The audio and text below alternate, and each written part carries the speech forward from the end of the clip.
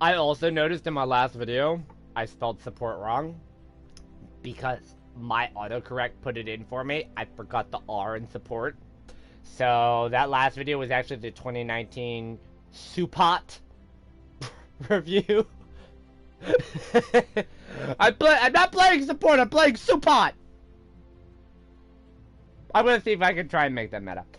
Flanks had a rough year. Paladins, oh boy, did they have a rough year. Except Koga. Fuck Koga. See, I've talked about this concept a lot. The circle of life in Paladins, where damages counter tanks, tanks counter flanks, flanks counter damages, and damages counter tanks, and so on and so forth. And kind of supports are just stuck there in the middle. But Flanks had a bad year. This was the year of the tank. Tank meta! Yeah! Flanks did not have that luxury. Flanks are at an in my opinion, are at an all-time low in pick rates. And it's not hard to see why. This flank video is going to be short and sweet. Andro got probably the biggest rework over the period. He got a ton of changes this year.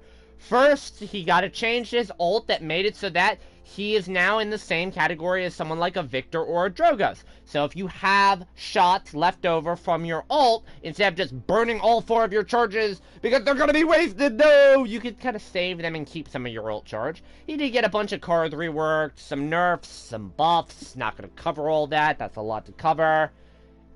He did get the damage on his punch nerfed. He did get the damage on his primary shot nerfed. And he got a big fucking overhaul to Cursed Revolver. Cursed Revolver got overhauled big time. From the Season 1 to Season 2 change, it went from Headsable Roll to Cursed Cylinder. So, at the start of the year, he had an extra 3 ammo, and then it got reworked to Cursed Revolver, which is similar to the older Androxus, the slower firing but deals more damage. Unlike Lex, who actually got his old firing back, Andro did it. Andro got a slightly faster rate of fire with slightly less damage. And everybody picks Cursed Revolver. I don't know why.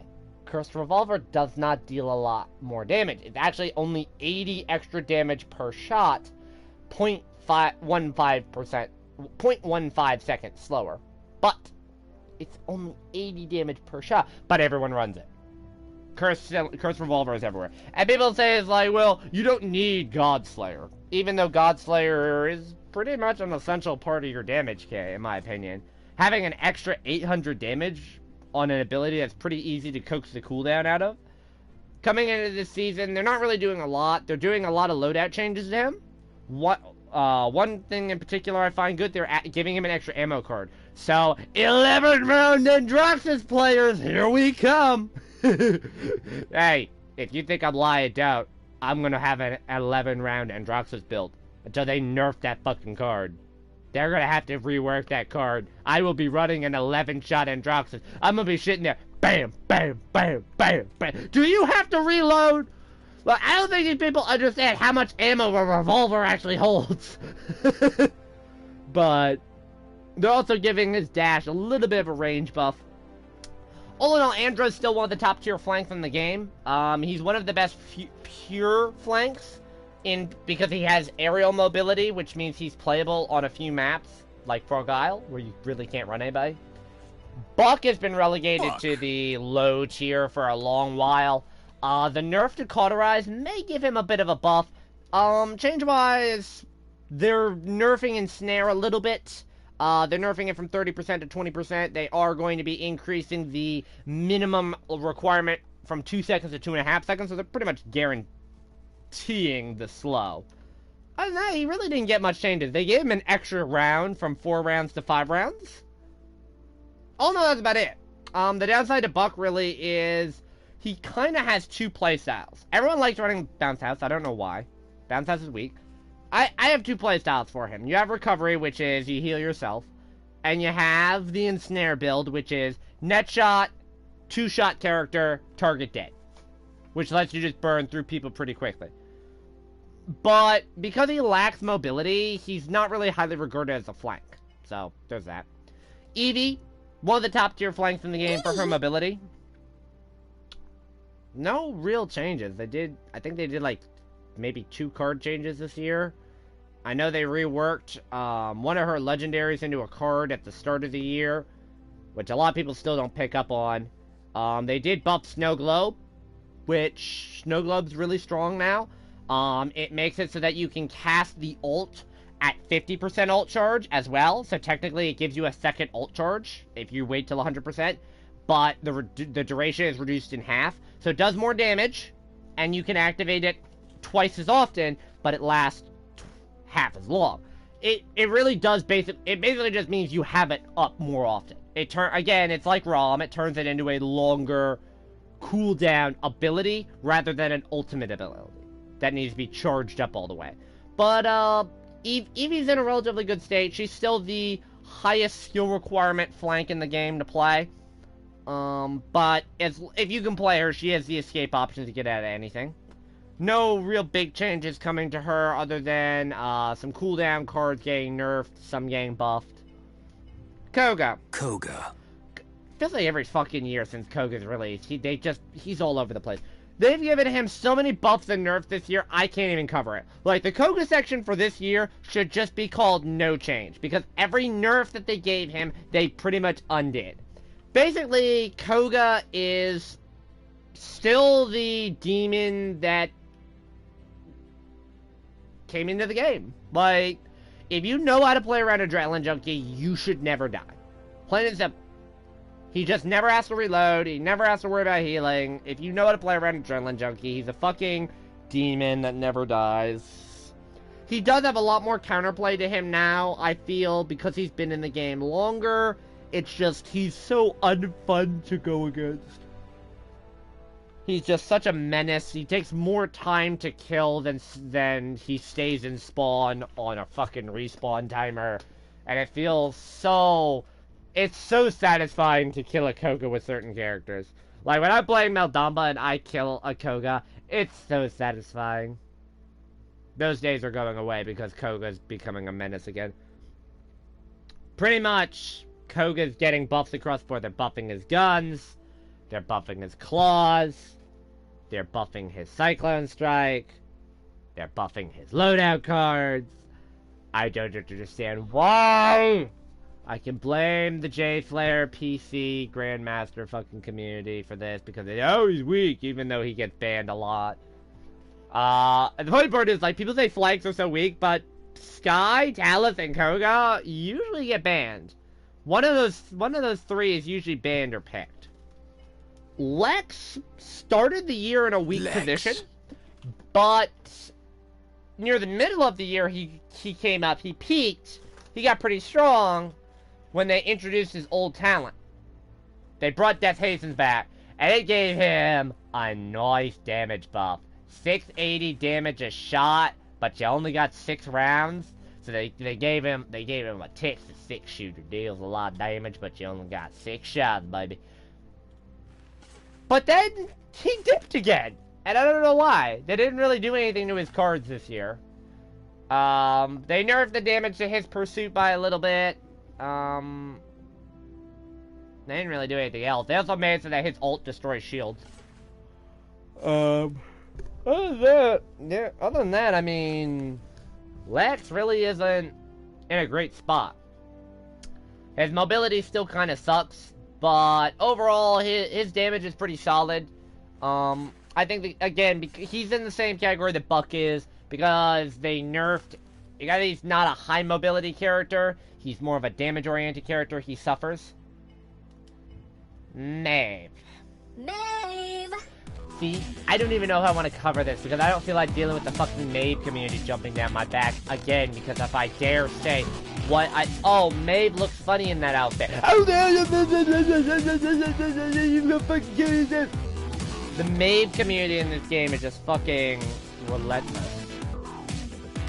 I mean, that's the biggest issue with this game, is the community, more than the actual characters. Maeve got buffs and nerfs. Buff-wise, the 9 lives buff is really strong, where they put the base 400 heal and the CC cleanse Still has SCP funds, right? No, it doesn't. Oh, damn. On 9 lives, you got some good loadout card changes. Savagery is savage. The real big nerf, however, came onto her ult, believe it or not. Her ult is now a CC affected ability. This means resilience affects her ult. This means her ult can be completely meaningless at times if you are CC immune, which a lot of characters can be. Going into the next patch, Maeve is going to be getting even more card bumps. Now, I do appreciate this because I personally feel like Maeve really only has like 7 loadout cards to choose from.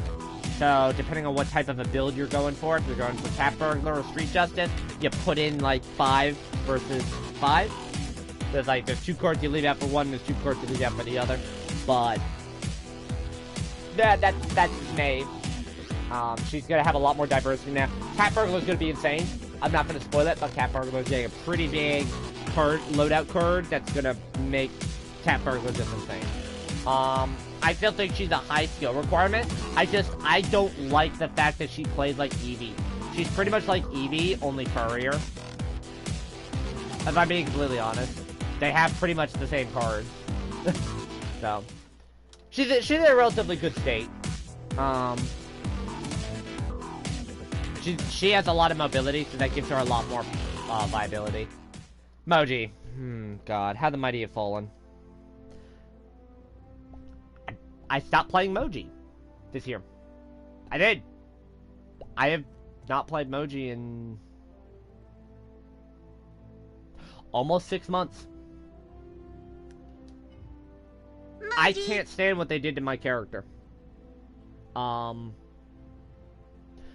Moji used to be a constant DPS character that got into the thick of things with tanks and brawled and just burned you down.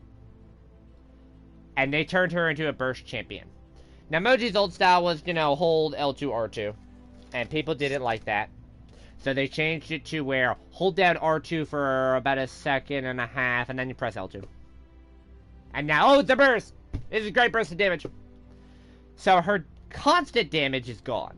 The ability to constantly have L2, R2 damage is gone. Now you have a teeny amount of R2 damage, big chunk of L2 burst.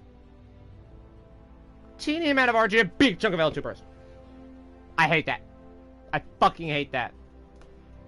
And the reason is because now her L2 damage feels cheap and meaningless. Like, before, Moji kind of felt cheap and meaningless because when she got up in your face, she just held down 2 buttons.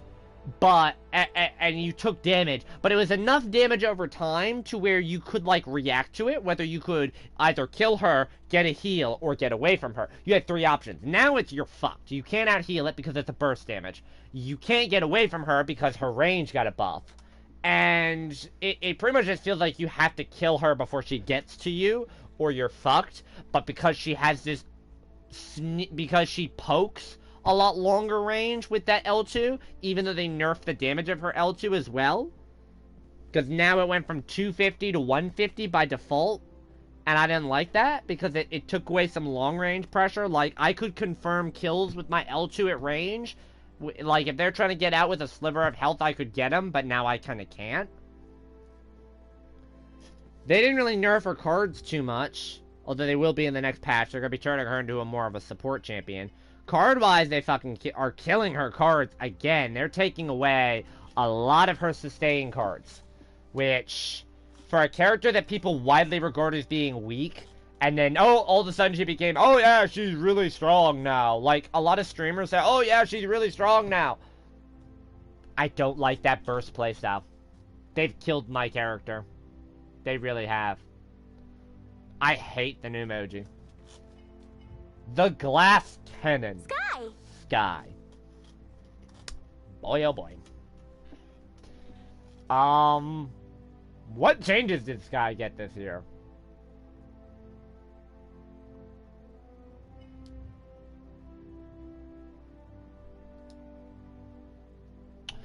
Debilitate got a little nerf. No one notices. She got 1 loadout card change. which gave her infinite ammo, which made the Debilitate playstyle that more oppressive. This year, she's getting a lot of loadout changes. And one big change to Smoke and Dagger. That's going to make her a pretty viable support. Basically, Smokescreen now affects allies. Any Smokescreen cards in your loadout will affect allies. And Healing Vapors is getting a buff. So, look forward to being able to heal for 700 health per second, guys. And Skye, I kid you not, she's gonna have insane healing numbers. But, I don't know. I think Skye is in a really interesting place. She still is the glass cannon. She's that high damage, but low sustain, hit and run, countered by Illuminate character. I don't know what else to tell you. Tank players don't like her. Grandmasters don't like her because Grandmaster thinks she's shit. You just buy Illuminate, but yet you still get burned by her. So, there you go. Talus. Talus. The fuck did they do to Talus this year? I think Talus is another one that really didn't get a lot of changes. I think maybe a couple of card changes. Yeah, that's it. He's not really getting that much in changes this year either. Again, some more card changes. He's the most oppressive flank in the game right now. Like, he's constantly banned just because he's just a cheap source of damage. You have to understand, his overcharge is essentially a Tyra ult. Like, another character's ult is one of his abilities. And he can coax it out so easily. Pretty much Talus is a must ban. Must pick, must ban in ranked. Just because, like, he is that oppressive in burning through non-tanks. He's pretty much been strong all year. He pretty much has been must pick, must ban all year. I don't really see that changing. Even with a lot of the changes to the flanks coming, with certain flanks rising, I don't really think there's any one flank that's going to suffer too much. Maybe Moji Skye, if the support overhaul that they want to do to them kind of tapers off. I don't see them changing. Zin. Rest in peace, then. Zin came into the year in a bad state. He really did. They nerfed Smolder halfway through the year. So they already took away Retaliation at the beginning of the year. Which took away the tank Zin of always having an escape ability because of Retaliation. They made Yomi meta again. But now Smolder's making a comeback because people realize you didn't need Yomi to have this massive damage. And oh, I forgot to mention, next season, which is this year, Yomi is gonna get added to base kit. So, Zin, in my opinion, has actually been one of the highest DPS flanks. I've actually thought that Zin is probably one of the strongest flanks up there for pure damage. Like, Talus, Zin are your top two for damage with some mobility. Like, Moji Skye are high damage with no mobility. Talus, Zin are high damage, high mobility. Maeve, Eevee are high mobility. And Zin is still a tank killer on Guillotine. People always forget about Guillotine, the tank buster. But, yeah. Zin's in a relatively strong state. I think a good Zin is oppressive. He's an in-your-face bully with some minor tank skills to him. I think Zin right now occupies the same space that old Moji had. Where old Moji was the tank of the team. It was the, I kill you. I will break you. That's what Zin morphed into. But, coming to the next split, I don't know how these flanks are going to shape out. Like, I said that about every category. I don't know how they're going to shape up. I think tanks are still going to be strong. They're going to feel weaker. They're going to feel a lot... I think shields are going to feel paper thin. But they're still going to be pretty strong. I think supports might be all over the place. I think they're going to feel weaker overall. But later on in game, they're not going to feel as weak as they are now. Which may make them feel stronger overall.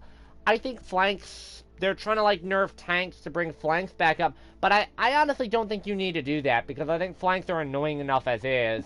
Like, Eevee, Koga, and Talus are probably the three of the most annoying characters in the game. So, I don't think they really need to do that. But